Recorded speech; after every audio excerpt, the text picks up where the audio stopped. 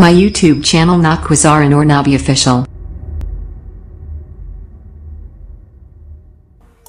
कैसे आप देखिए, आज हम सूजी का हलवा बना रहे हैं।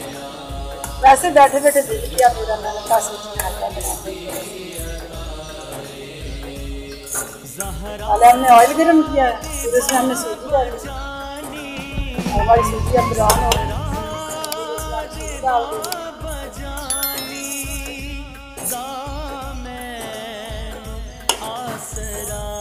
चीनी ऐड करने के बाद हम पानी डाल दें।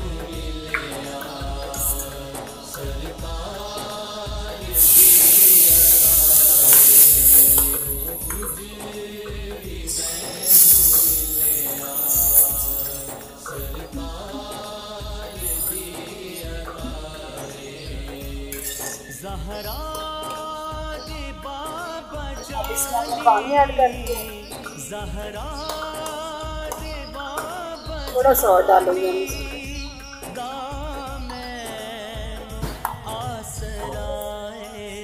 अब हम इस पर अच्छी तरह से मिक्स करेंगे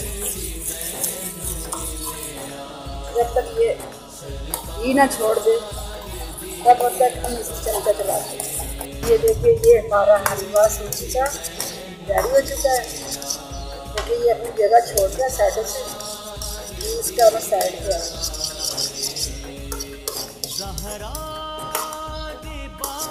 अब इसमें बादाम वगैरह आप जो मर्जी ऐड करें।